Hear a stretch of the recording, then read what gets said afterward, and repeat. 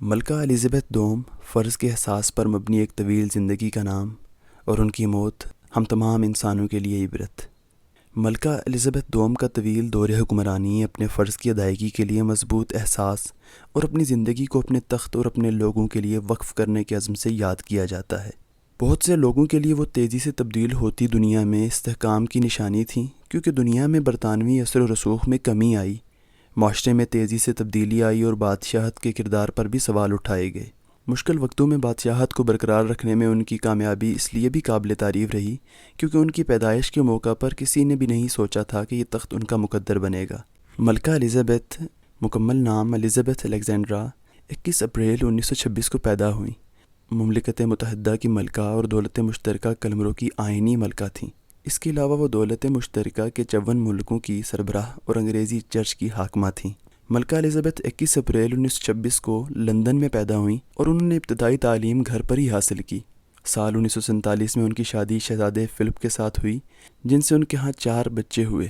جب ان کے والد بادشاہ جارج ششم کا 1952 میں انتقال ہوا، تب الزبیتھ دولت مشترکہ کی صدر اور مملکت متحدہ آسٹریلیا، نیوزی لینڈ، جنوبی افریقہ، پاکستان اور سری لنکا کی حکمراں بن گئیں۔ ان کی تاج پوشی سال 1953 میں ہوئی اور یہ اپنی طرح کی پہلی ایسی تاج پوشی تھی جو ٹیلی ویژن پر نشر ہوئی۔ 9 ستمبر 2015 کو انہوں نے ملکہ وکٹوریہ کے سب سے لمبے دور حکومت کے ریکارڈ کو توڑ دیا اور برطانیہ پر سب سے زیادہ وقت تک حکومت کرنے والی ملکہ بن گئیں۔ وہ پورے عالم میں سب سے عمر دراز حکمراں اور سب سے لمبے وقت تک حکومت کرنے والی ملکہ تھیں۔ الزبیتھ 1926 کو لندن میں پیدا ہوئیں۔ ان کے والد prince Albert duke of York بعد میں جارج ششم تھے۔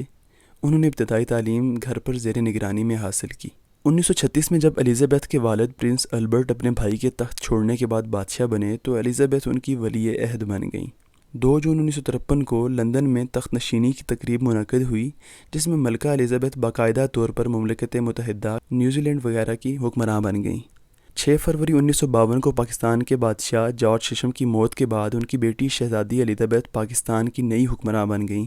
ملکہ الزبیتھ کو پاکستان سمیت اپنے تمام علاقوں میں ملکہ قرار دیا گیا۔ پاکستان میں 8 جنوری کو گورنر جنرل نے اعلان کیا کہ ملکہ معظمہ الزبیتھ دوم اب اپنے علاقوں اور ریاستوں کی ملکہ اور دولت مشترکہ کی سربراہ بن گئی ہیں۔ انہیں پاکستان میں 21 توپوں کی سلامی بھی دی گئی۔ مورخ اینڈریو میچی نے 1952 میں لکھا تھا کہ ملکہ الزبیتھ برطانیہ کا تو چہرہ تھیں ہی، ساتھ ہی وہ برابری سے پاکستان کا بھی چہرہ تھیں۔ 1953 میں ملکہ الزبیتھ کی تاج پوشی کے دوران ہی انہیں پاکستان کی ملکہ اور دولت مشترکہ کا تاج پہنایا گیا۔ ملکہ نے تاج پوشی کے دوران یہ حلف لیا کہ وہ پاکستان کی عوام پر لوگوں کے متعلقہ قوانین اور رواج کے مطابق حکومت کریں گی۔ ملکہ کے تاج پوشی گاؤن پر ہر دولت مشترکہ قوم کے نشانیاں سے کڑھائی کی گئی تھی۔ شاہی گاؤن میں پاکستان کے 3 نشانات نمایاں تھے: ہیرے اور سنہرے کرسٹل کے بنے گندم، چاندی اور سبز ریشم، اور پٹسن سے بنا کپاس اور سبز ریشم اور سنہرے دھاگے سے بنا پٹسن۔ پاکستان کے وزیر اعظم محمد علی بوگرا نے بھی اپنی اہلیہ اور 2 بیٹوں کے ساتھ لندن میں تاج پوشی کی تقریب میں شرکت کی۔ تاج پوشی کی پریڈ میں پاکستانی فوجیوں اور جہازوں نے بھی حصہ لیا۔ 23 مارچ 1956 کو جمہوریہ آئین کو اپنانے پر پاکستانی بادشاہت ختم کر دی گئی، تاہم پاکستان دولت مشترکہ کے ممالک میں ایک جمہوریہ بن گیا۔ ملکہ نے 1961 اور بعد میں 1997 میں پاکستان کی آزادی کی گولڈن جوبلی کے موقع پر پاکستان کا دورہ کیا۔ ان کے ساتھ اس وقت شہزادہ فلپ ڈیوک آف ایڈنبرا بھی ساتھ تھے۔ برطانیہ پر سب سے طویل عرصے تک حکمرانی کرنے والی ملکہ الزبیتھ دوم 96 برس کی عمر میں بیلمورل میں وفات پا گئیں۔ انہوں نے 70 سال تک برطانیہ پر حکمرانی کی۔ جمعرات کو ان کی صحت کے حوالے سے تشویش ظاہر کیے جانے کے بعد ان کا خاندان اسکاٹ لینڈ میں ان کی رہائش گاہ پر جمع ہوا تھا۔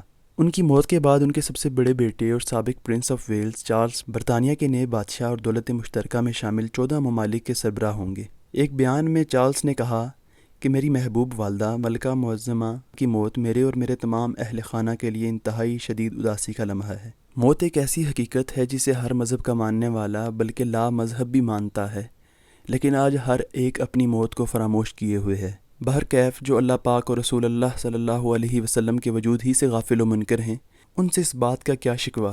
افسوس تو ہم مسلمانوں پر ہے کہ دنیا کو آخرت کی کھیتی ماننے کے باوجود موت سے، اس کی تیاری سے غافل ہیں۔ نبی کریم صلی اللہ علیہ وسلم نے اپنی امت کو موت کو پیش نظر رکھنے کی تعلیم دی۔ اللہ تعالیٰ سے دعا ہے کہ ہمیں موت کو پیش نظر رکھتے ہوئے سنجیدگی کے ساتھ اس کی تیاری کرنے کی توفیق دے۔ آمین یا رب العالمین۔ اگر آپ کو ہماری ویڈیو پسند آئی ہو تو لائک، شیئر اور سبسکرائب ضرور کیجیے گا۔ ملتے ہیں اگلی ویڈیو میں، تب تک اپنا خیال رکھیے۔ اللہ نگہبان۔